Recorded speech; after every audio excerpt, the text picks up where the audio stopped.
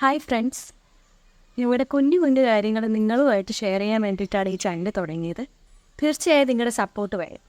ഇന്ന് ആദ്യമായിട്ട് മുല്ല നടുന്ന ഒരു വീഡിയോ ആണ് കാണിക്കുന്നത്. നമുക്ക് വീഡിയോയിലേക്ക് പോകാം. അപ്പോൾ ഇതാണ് ഞങ്ങളുടെ മുല്ല. മൊത്തം 50 മുല്ലയുണ്ട്.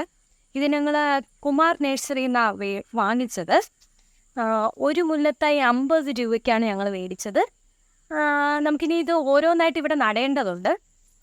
തൽക്കാലം നമുക്ക് ഒന്ന് എങ്ങനെയാണ് നടുന്നതെന്ന് കാണാം. മുല്ല നടാൻ പോവാണ്. അച്ഛനാണ്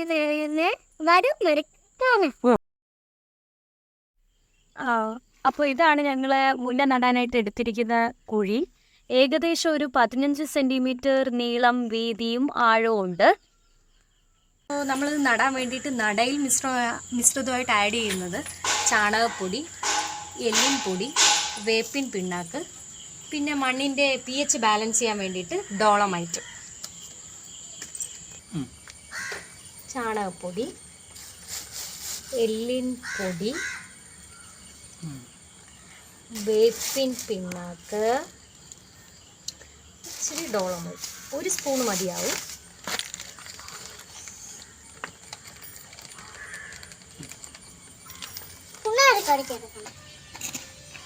ഇത് നല്ലതായിട്ട് മിക്സ് ചെയ്യുക.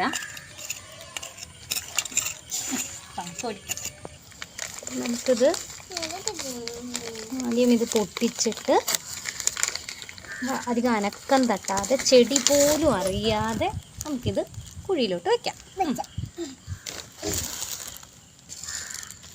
അപ്പം നമുക്കിത് ഫില്ല് ചെയ്ത് ഒരുപോലെ അങ്ങ് ഉറപ്പിക്കാം കേട്ടോ. കറക്റ്റായിട്ടുണ്ട്. പൂർണ്ണമായിട്ടും ചെടി ഉള്ളിലോട്ടായിട്ടുണ്ട്. ഇനി നമുക്ക്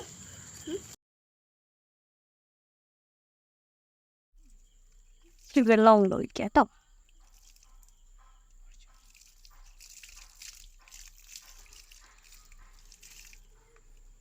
അപ്പോൾ ഇങ്ങനെ വേണം നമ്മൾ മുല്ല നടേണ്ടത് കേട്ടോ. നല്ല വെയിൽ കിട്ടുന്ന സ്ഥലത്ത് തന്നെ മുല്ല നടാനായിട്ട് ശ്രദ്ധിക്കണം. പിന്നെ 2 നേരവും വെള്ളം ഒഴിച്ചു കൊടുക്കുക. എന്നും പറഞ്ഞ് ചുവട്ടിൽ വെള്ളം കെട്ടി നിൽക്കുക ഇടവരുത്തരുത്.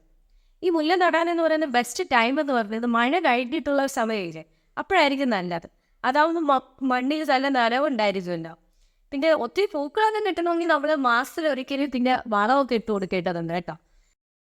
പിന്നെ ഈ പൂക്കൾ വന്നു പോയ ബ്രാഞ്ചസ് ഇല്ലേ, അതിങ്ങനെ കട്ട് ചെയ്ത് കഴിഞ്ഞാൽ വീണ്ടും പുതിയ ബ്രാഞ്ചസ് വരെയും അതിൽ പിന്നെ പൂക്കൾ ഒത്തിരി ഉണ്ടാവുകയും ചെയ്യും.